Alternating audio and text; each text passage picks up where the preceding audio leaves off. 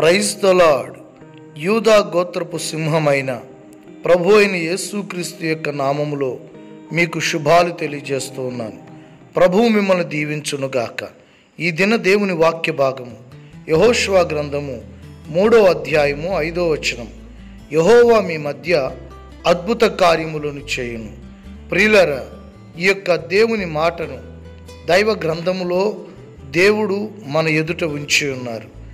ఆయన ఏమై ఉన్నారో, ఎలాంటి కార్యములను చేస్తారో ఈ లేఖనములో సుస్పష్టముగా మనం గ్రహించగలుగుతున్నాం.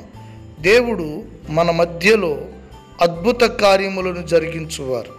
అద్భుత కార్యము అనగా మానవునికి అసాధ్యమైనది, మానవుని వలన కానిది, దేవుని వలన మాత్రమే జరుగునది. అదే అద్భుత కార్యము. దేవుడు తాను మాత్రమే చేయగలిగిన తన కార్యములను మన మధ్యలో జరిగించటానికి ఆయన ఆశ కలిగి ఉన్నాడు. ప్రియమైన దేవుని బిడ్డలారా, మీ జీవితంలో ఒక అద్భుతము జరగాలని మీరు ఎదురు చూస్తున్నట్లయితే అది ఈ లోకములో మనుషులకు అసాధ్యము కనుక దేవుడు మాత్రమే చెయ్యాలని నువ్వు కోరుకున్నట్లయితే ఇదిగో దేవుడు నీతో మాట్లాడుతున్నాడు.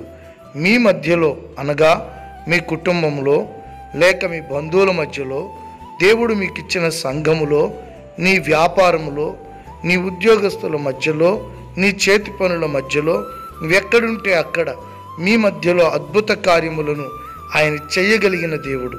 లేని వాటిని ఉన్నట్టుగా పిలవగలిగిన దేవుడు.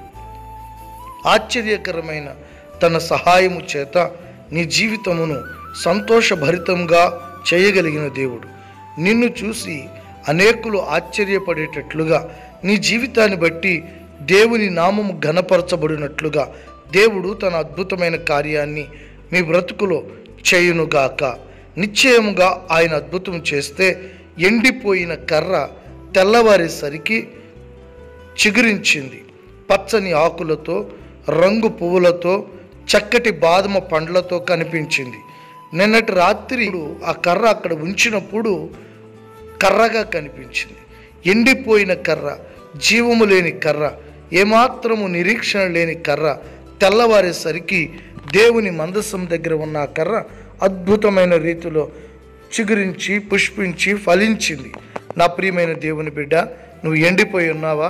నీ జీవితంలో జీవం లేదా? ఆశలన్నీ ఎండిపోయి ఉన్నాయా? అవకాశాలన్నీ ఎండిపోయి ఉన్నాయా? దారులన్నీ మూసుకొని పోయి ఉన్నాయా? ఇక ఏమాత్రం ముందుకెళ్ళలేను అనే నిరాశ, నిస్పృహల మధ్యలో కొట్టుమిట్టాడుతున్నావా? నైరాశ్యపు పరిస్థితులలో, చీకటిలో, గాఢాంధకారంలో ఉన్న నీ బ్రతుకులో దేవుడు అద్భుతం చేయుటకు శక్తి కలిగిన వాడు. నీ కొరకు ద్వారాలు తెరుస్తాడు.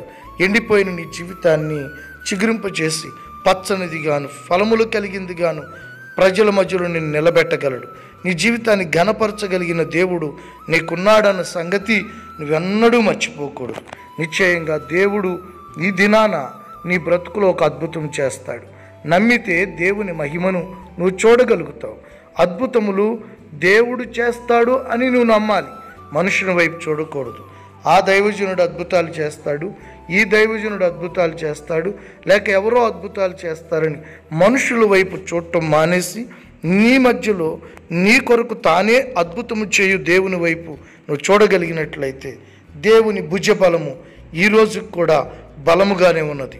ఆయన శక్తి సామర్థ్యాలు ఏమాత్రము తక్కువైనవి కావు. నిశ్చయంగా ప్రభు మారని నీ భర్తను మారుస్తాడు, అద్భుతం చేస్తాడు.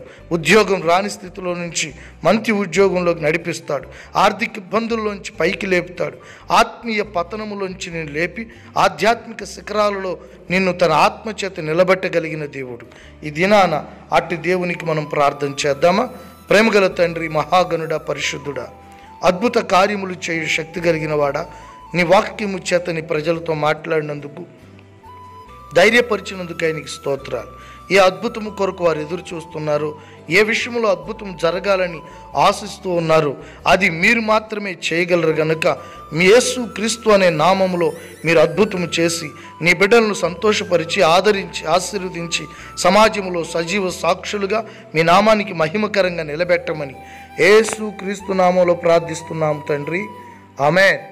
God bless you.